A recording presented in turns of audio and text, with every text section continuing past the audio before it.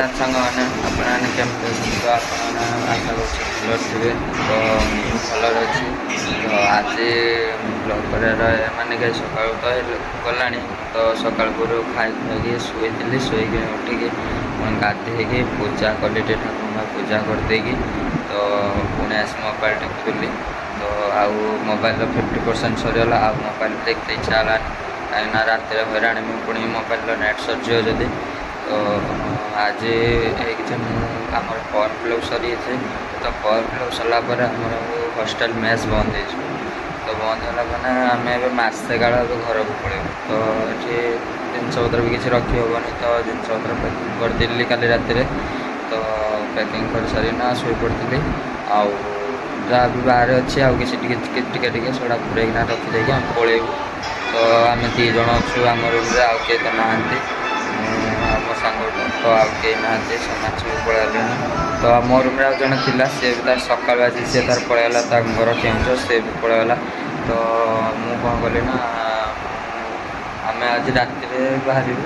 ମୁଁ ଏବେ ବସି ମୋବାଇଲ୍ ଦେଖୁଥିଲି, ଆଉ କିଛି କାମ ଧନ୍ଦା ନାହିଁ। ରାତିରେ ସେ 11ଟାରେ ଆମର ଟ୍ରେନ୍ ଅଛି। ତ ଆମେ ଆଜି ରାତିରେ ବାହାରିବୁ। ତ ଘର ପହଞ୍ଚିଲା ବେଳକୁ କାଲି ସକାଳ ହେଇଯିବ। ତ ଏବେ 11ଟା ହେଲା, 1ଟା ବେଳକୁ ଆମ ହଷ୍ଟେଲ୍ର ଖାଇବା ପାଇଁ ଦେବେ। ତ ଖାଇକିନା ଯିବୁ, ଖାଇକି ତ ବାହାରିବୁ ଆଉ। ଚାଲନ୍ତୁ ବ୍ଲଗ୍ଟା ଆଉ ଷ୍ଟାର୍ଟ କରିବା। ଆଉ ବ୍ଲଗ୍ଟା ଯଦି ଭଲ ଲାଗୁଥାଏ ତାହେଲେ ଲାଇକ୍ କରିବେ, କମେଣ୍ଟ କରିବେ, ଆଉ ସେୟାର କରିବେ, ଆଉ ଟିକେ ସବସ୍କ୍ରାଇବ୍ କରିଦେବେ ଆଉ। ତ ଆମ ହଷ୍ଟେଲ୍ରେ ସବୁ ପିଲା ମାନେ ସବୁ ପିଲା ଯାଇନାହାନ୍ତି, ମାନେ ଅତି କମ୍ରେ ସବୁ ପିଲା ପଳେଇଗଲେଣି, ଆଉ କମ୍ ପିଲା ଅଛନ୍ତି। ତ ଅଧେ ପିଲା ଯାଇଛନ୍ତି, ଅଧେ ପିଲା ବି ଅଧେ କ'ଣ ବହୁତ ପିଲା ଚାଲିଲେଣି, ଆଉ ସକାଳୁ ଆଉ ସବୁ ପଳେଇଗଲେଣି।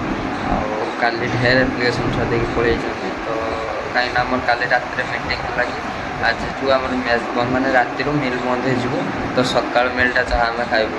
ତ ସେଥିପାଇଁ ସବୁ ପିଲା ପଳେଇଗଲେଣି, ଆମେ ବି ପଳେଇଯିବୁ। ତ ଆମେ ରାତିରେ ହିଁ ଯିବୁ, ଆମର ତ ସକାଳୁ ଟ୍ରେନ୍ ନାହିଁ ନା, ସେଥିପାଇଁ ସକାଳୁ ପିଲାମାନେ ସବୁ ଅଧା ପିଲା ପଳେଇଗଲେଣି।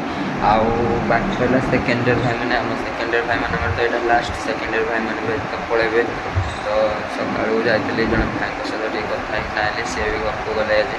ତ ସେଥିପାଇଁ ଟିକେ ଭଲ ଲାଗୁଥିଲା, ତାଙ୍କ ପାଇଁ ମନଟା ଦୁଃଖ ଥିଲା। ତ ସେ ପଳେଇଗଲେ ତାଙ୍କର, ସେ ମାନେ ଟିକେ ମୋର ଟ୍ରେଡ୍ ଭାଇ ଜଣେ, ତ ସେ ଅତି ଖାସ୍ ଲୋକ ଟିକେ, ସେ ମୋତେ ବହୁତ ଭଲ ପାଆନ୍ତି, ତାଙ୍କ ସହିତ ବହୁତ ମିଶିଯାଏ ସବୁବେଳେ। ତ ସେ ବି ପଳେଇଯିବେ। ଆମେ ଖାଇ ପାଇକିନା ପୁଣି ଆମେ ବି ରାତିରେ ଆଜି ବାହାରିବୁ। ଚାନ୍ଦୁନ ଦେଖେଇବି, ସମସ୍ତଙ୍କ କବାଟ ବନ୍ଦ ହେଇଥିବ, ଅତି କମ୍ରେ ଖାଲି 2-3ଟା କବାଟ ଖୋଲା ଥିବ ଆମ ଫ୍ଲୋରରେ, ଆଉ କାହାରି କବାଟ ଖୋଲା ନାହିଁ। ଚାଲ ଦେଖଉଛି, ଚାଲ।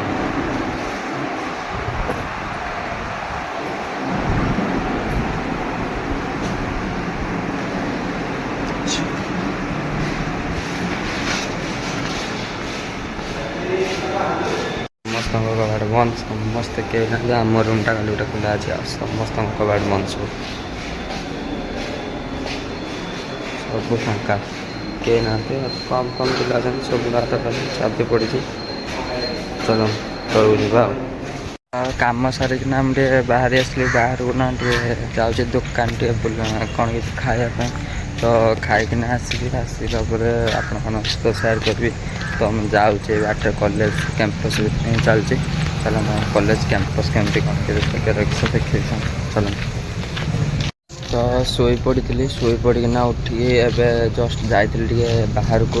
ତ ବାହାରକୁ କାହିଁକିନା ଆମର ଯାଇଥିଲି ଟିକେ ମେଡ଼ାଙ୍ଗେଲ୍ 2ଟା ଚିପ୍ସ ଖାଇବା ପାଇଁ। ତ ଭୋକ ଲାଗିଲା ଯେଉଁ ବହୁତ ଜୋର, ତ ଖାଇବାକୁ ଯାଇଥିଲି, ଖାଇକିନା ଆସିଲି।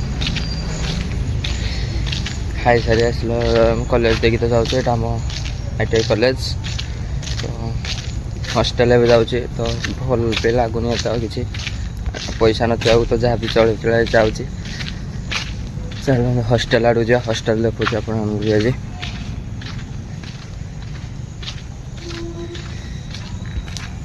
ଏଇଟା ଆମର ପୁରା ହଷ୍ଟେଲଟା ପୁରା ସେକେଣ୍ଡ ଇୟର୍ ହଷ୍ଟେଲ ସେଇଟା। ଆଉ ତା ଭିତରକୁ ଆମର ଫାର୍ଷ୍ଟ ଇୟର୍ ହଷ୍ଟେଲ ଅଛି। ଏଇଟା ତ ଆମ କଲେଜ ପୁରା ଗ୍ରାଉଣ୍ଡଟା ସେଠି ପୁରା ବାହାରଟା। ଆଉ କଲେଜ ଗ୍ରାଉଣ୍ଡ ଦେଇକି ତ ମୁଁ ଏବେ ଯାଉଛି, ଚାଲନ୍ତୁ ଯିବା। ତ ଫାଇନାଲି ଆମେ ଘରକୁ ବାହାରିଲୁ, ଜିନିଷପତ୍ର ପୁରେଇକିନା ସବୁ ଚାଲିଲୁ ଏବେ ରେଡ଼ି। ତ ଚାଲ ଯିବା ଏବେ ଘରକୁ ଯିବା, ଟ୍ରେନ୍ ଅଛି 11ଟାରେ, ତ ଯିବା ଏବେ। ଚାଲନ୍ତୁ ପହଞ୍ଚିଲେ କିଛି ଖାଇ ଖୁଆଇକି ଯିବା ଆଉ। ଷ୍ଟେସନ୍ରେ ଗଲୁ, ତାପରେ ଷ୍ଟେସନ୍ରେ ଆସିକିନା ଖାଇକିନା ଟିକେଟ୍ କାଉଣ୍ଟରରେ ଟିକେଟ୍ ମୋର କାଟି ପାରିନଥିଲି, ତ ଟିକେଟ୍ କାଟିକିନା ପୋଷ୍ଟାଲ ଟିକେଟ୍ କାଟିଲେ କାଟିକିନା ତ ଗୋଟେ ଟ୍ରେନ୍ ଛାଡ଼ିଲା ଆମର, ତାପରେ ଆସିବ 11ଟା ଭିତରେ ଆସିବ ଟ୍ରେନ୍। ତାପରେ ଷ୍ଟେସନ୍ ଚଢ଼ିବୁ, ଚଢ଼ିକିନା ସକାଳୁ ଫାଇନାଲି ଆମେ ବାଲେଶ୍ୱରରେ ଆସିକି ପହଞ୍ଚିଗଲି।